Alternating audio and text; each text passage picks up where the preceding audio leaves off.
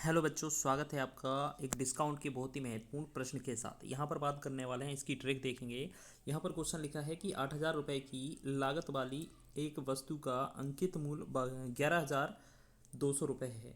यहाँ पर x% की छूट देने पर 12% लाभ मिलता है, तो x का मान ज्ञात कीजिए। देखिए, आपका इस तरीके से क्वेश्चन दिया है। बहुत ही अच्छा क्वेश्चन है।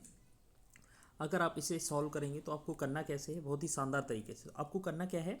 आप इसे ऐसे लिख सकते हैं कि जैसे हमने देखा सीपी और एमपी से रिलेटेड है, तो आपका जो 8,000 है उसे 8,000 है वो लिखेंगे। पहले तो आप यहाँ पर 8,000 लिखा रहने देंगे, ठीक।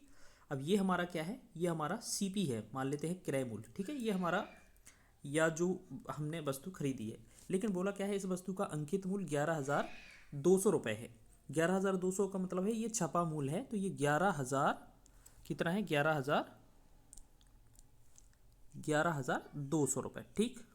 अच्छा, इसमें क्या है, 11,200 रुपये, तो ये क्या है, हमारा छपा मूल्य है, ठीक।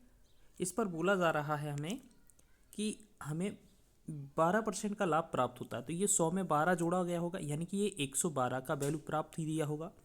अगर इससे हम ओरिजिनल 100 का वैल्यू निकालेंगे तो ये हमारा छूट से पहले का मूल्य आ जाएगा।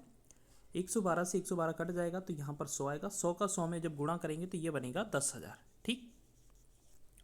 तो पता चल गया हमें कि जो 8,000 रुपये में हमें वस्तु प्राप्त होती है, उसका जो छूट से पहले जो मूल्य था वो कितना था, 10,000, ठीक। 10,000 ये मूल्य था, ठीक है ना, क्योंकि इस पर दो छूट दी गई हैं, ठीक है। अच्छा, ये क्या है, 112% लाभ मिलता है, ये प्राप्त हो रहा था। तो ये छूट यहाँ पर 10,000 रुपये में, अगर हम 8,000 रुपये में वस्तु प्राप्त हो जाती है तो यहाँ पर कितने रुपए की छूट दी जा रही है, तो ये हमें कितने की दी जा रही है, 2,000 रुपये की दी जा रही है कि नहीं, 2,000 रुपये की। अब इसे छूट प्रतिशत में निकालना है, तो आप कैसे करेंगे, तो 2,000 रुपये की छूट मिल रही है, कितने पर मिल रही है, 10,000 पर, 10,000 पर मिल रही है, ठीक। और गुणे में परसेंट के लिए हम क्या करेंगे, 100 लगा देंगे। तो यहाँ 2 जीरो से 2 जीरो कट गया, 2 जीरो से ये 2 जीरो कट गया, तो 20 बचा। ये 20% जो होगा हमारा डिस्काउंट हो जाएगा इसी क्वेश्चन का आंसर, ठीक है। और भी कई तरीक़ों से यहाँ पर हम ये क्वेश्चन कर सकते थे, ठीक है ना।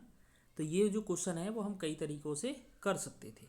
चलिए, और इसे हम करने का और तरीका बता देते हैं। जैसे हम क्या करते, यहाँ पर पहला जो मूल्य था, चलो रहने दें, इतने पर ही हमारा आंसर हो जाएगा।